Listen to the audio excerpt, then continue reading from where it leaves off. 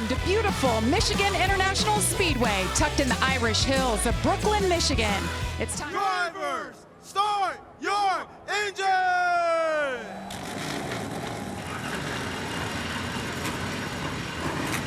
This flag is in the air. We are racing at Michigan International Speedway. Penthouse's truck got a little squirrely with him there when he punched the gas sideways, but he's got a nice little edge going into turn one. Nice push from his teammate. Those ThorSport trucks all working together early. 4 wide, did we mention that earlier? Well, there it is, and it's going to happen a lot today. Amazing how quickly it happened with that 4 wide. We wondered where it would take place for the first time. 1 and 2, it didn't take him very long. Look at Jake Garcia. Battle for the lead here, teammates side by side. That's Jake Garcia wasting no time at all as they're 3 wide up front. Oh, Jake got loose down there. You knew he would. Connor Mozak now taking a peek to the outside. And this is something we're going to see all day long. What happens if you get pinned to the bottom? You see Luke Fenhouse right there, truck to the outside in Connor Mozak, and now they go 3 wide in the corner. Carson Hocevar uses the opportunity to catch a draft and grab the lead. And there he goes, Carson Hocevar leading at his home track. Can Cory Heim get it done here? Did he lay back a little bit, maybe, Regan, to try to get that run to see if he can win this stage? Well, and this is the point where we see if maybe Cory Heim has been holding back just a little bit, sizing up Carson Hocevar to figure out exactly what he's got. We see him go to the top like he's been doing in 1 and 2, a little tight as he went up there, maybe a little more separation than what he wants right here. Final lap of stage number 1. Cory Heim has been the king of stage wins. He already has 9. There he goes, takes a look to the inside. He You're did right, it. Michael. He did it. He was sizing him up. Laid back and made the pass. That's a playoff point right there, Regan. What a great move by Heim. Very good move. You like the side draft that he used going into turn 3 to help really slow down the 7 of Carson Hocevar. 10th stage win of 2025, most all-time through 13 races, and it goes to that man, Cory Heim.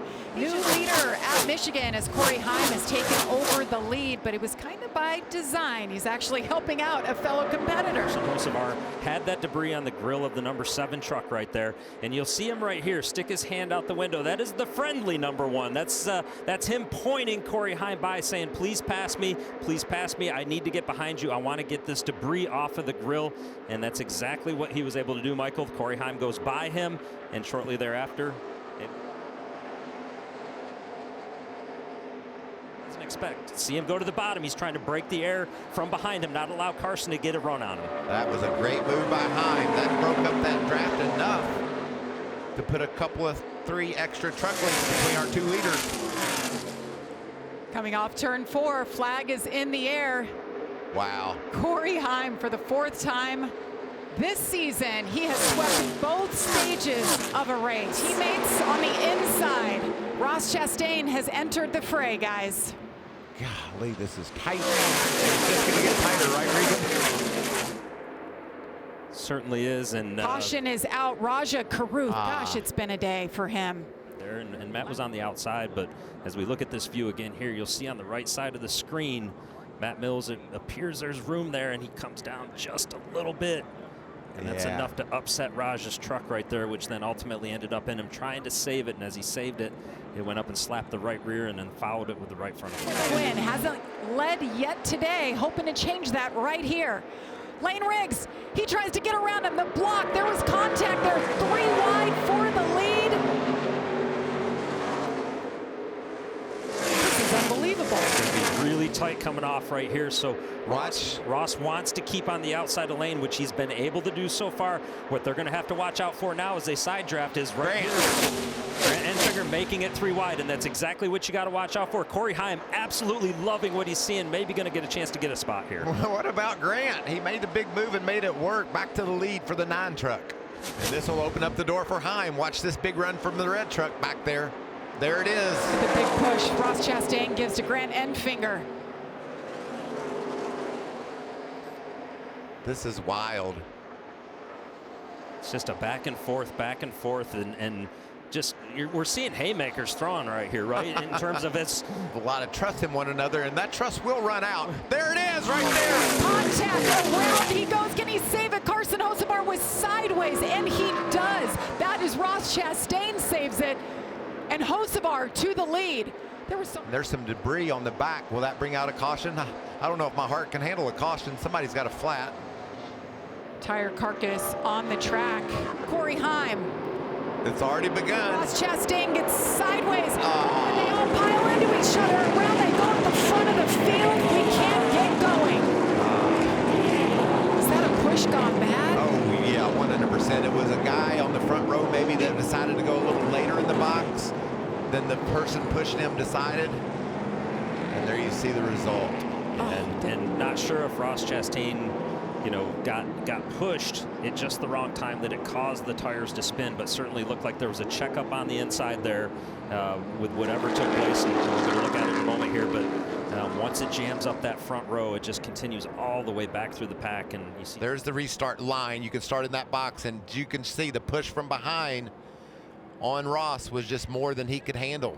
Yeah. He handled it, but then the push on the back of Gio turned him into Ross, and the way they all went. And it actually looked like, you know, both of our leaders there, as they got ready to start going, it was almost two separate incidents that took place there, right? Because Gio Ruggiero in the 17 truck got turned sideways as well, and don't know, we'll have to watch again here and see if they were waiting late in the zone to go. That's what it looks like. It looked like they just went. Both trucks were getting pushed from behind, and I got to believe that they were having trouble hooking up the rear tires to get going forward. If those pushes come too soon, what happens is you spin the rear tires and you can't go anywhere, and you start dancing around as we saw, and it almost appeared that both lanes had that happen just about at the same time. That's exactly what happened. The second row thought the front row would go sooner, and they both turned around the front two guys. And Ross survived his spin until he got hit the second time, and it was over. So far, a better restart. They do it. Corey LaJoie hangs on to the lead. Frankie did not get going, which in turn caused Carson to not get going either. So that was a worst case scenario for Carson based on that position. But he's got her wound up now, but man, he's back in probably 10th spot. So the oh, flawless Allen. It was hard contact, still green. See if he can keep that thing pointed in the right direction. Look at Cory LaJoie trying to do the best blocking job he's ever done. Oh, cut tire, Hemrick. Left front goes down for Hemrick. He hits the outside wall. Caution is out. We're going to do it again. Yes, it is. Carson Hocevar jumps to the bottom.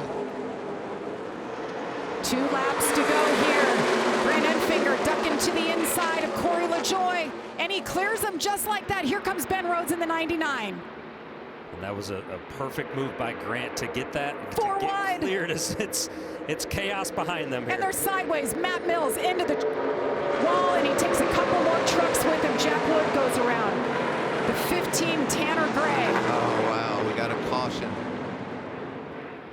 This is the squeeze play we talked about. Yeah, and it wasn't a lot. It was a subtle move by Matt Mills as he, you know, tried to get back up in there. And part of what happens there, and look at Majeski. See you guys. Very nice move by Majeski. But part of what happens there is you know that if you don't get back up, you're going to lose 3 or 4 spots by the trucks on the outside. Haven't talked a whole lot about him. Very nose to nose. Restart. No help for either one of the leaders on the front row on that restart. Very orderly start as Matt Crafton is first to try to peek out 3 wide. I think that 9 truck with the push from the 07 down the back can clear Stewart Friesen. Is that what's going to happen? Looks like Luke Fenhouse is going to have a big run in the 66. Here comes Lane Riggs. See him just come into the picture, the 34 truck behind Matt Crafton in the 88. Give Stewart Friesen the edge. And what a move by Friesen to work the side draft down the back straightaway, get himself in position to clear. Now he is going to have to block runs from Grant Enfinger. White flag is in the air. Stewart Friesen has had one of those seasons, just left shaking his head, questioning being here and operating this team. And now here he is with a shot to win at Michigan. It's been 5 years since the Craftsman Truck Series has raced here. Look at this lineup. Stewart Friesen, Grant Enfinger wants it. And then you have the youngster back there, Luke Fenhouse, started on pole in the 66. What a career day it has been for him. Ben Rhodes is there. Checkered flag is about to wave for Stewart Friesen. Didn't talk about him all day, and here he is. Hangs on and he wins it. Stewart Friesen. Wow. And then to be able to rebound from wondering if you ought to quit, to standing in victory lane in Michigan.